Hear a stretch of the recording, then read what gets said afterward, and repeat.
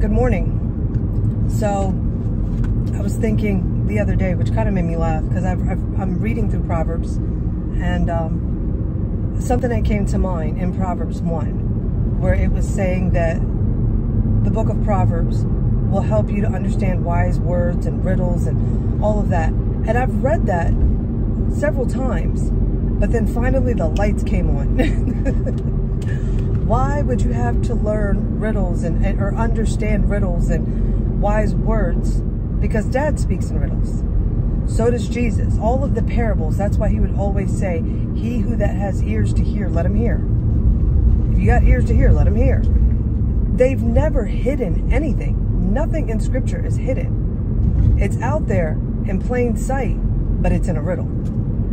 A lot of things are not literal, and I think that because we don't understand the way that he speaks, we can take some of the portions of what he said and take it exactly for how it's written without understanding what he meant, because he's a poet. Like, for an example, I was listening to someone and they were saying like how people argue on, you know, whether Jesus was black or whatever, because it says that he has hair like wool.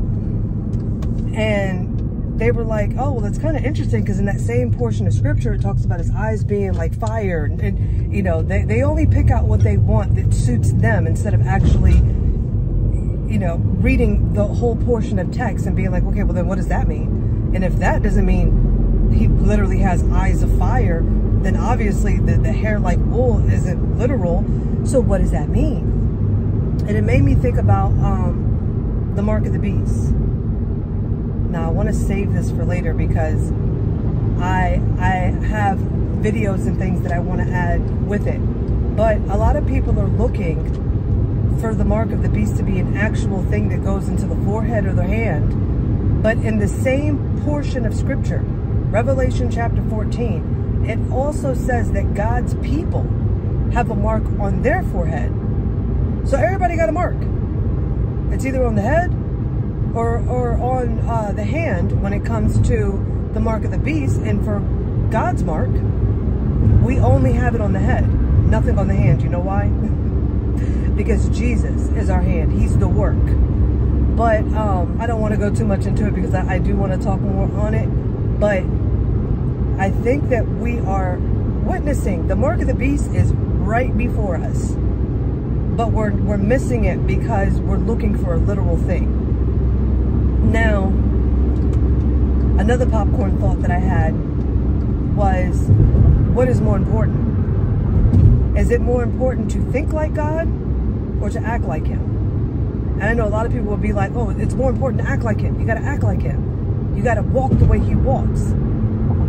But to me, when I think about it, I'm like, no, I think it's more important to think like him. Reason being is because when you think like him, you will walk like him. You don't move outside of anything that you are thinking. Your whole life is based off of your thought process.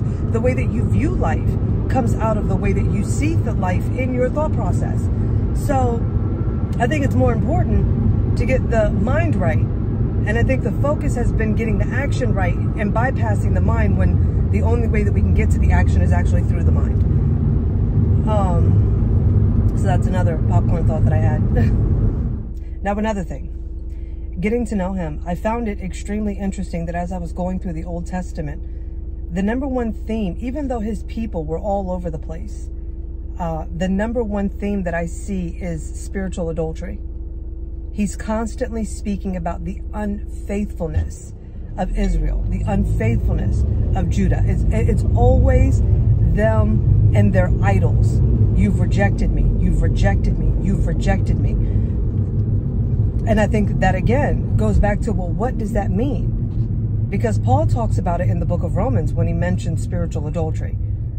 And it's a very interesting thing, you know, because it's like, how do you do that? And it's, to me, trusting in anything outside of God alone. Even if that means trusting in yourself. If I'm trusting in my ability to do something, I'm trusting in myself to be able to save myself, which is not trusting in the master, which leads to spiritual adultery. And that was his beef with being under law and grace. It wasn't that you weren't trying to obey, but it was more like you're trying to do this outside of Christ.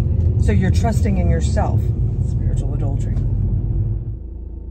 And lastly, not that this is anything like really deep spiritually, but I find it interesting because I was talking to somebody and they said how President Trump brought all of this social divide in the nation and so forth and whatnot, and things are a lot better, is what they said. It's a lot better now.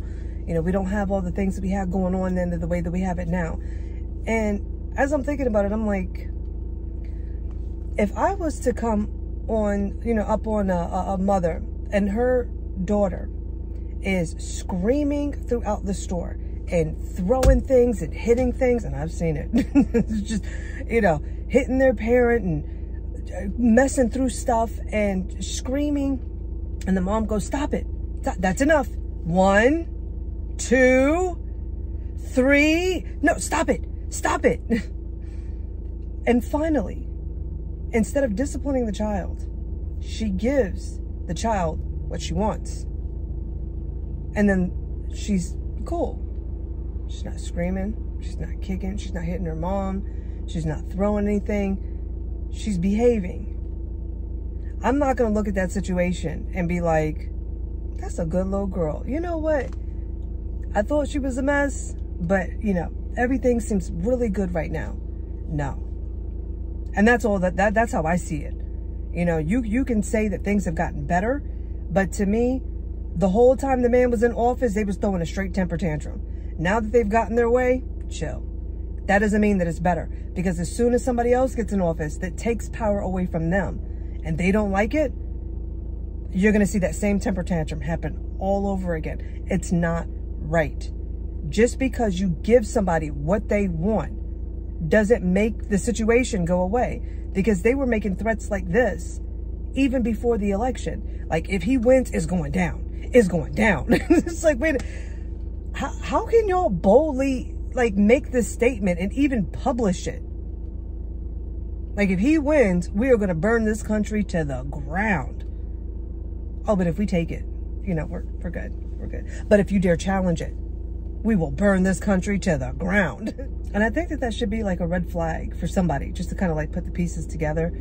Like, if it flares up again because they're not in power and they don't get to have their way, then that should give you some type of clarity as to where the chaos is really coming from. Just for the thought. But I'm going to leave it at that. I know that you have been blessed in your hearing. And as always, family, remember, today is the day of salvation, the year of the Lord's favor. Bride of Christ, arise.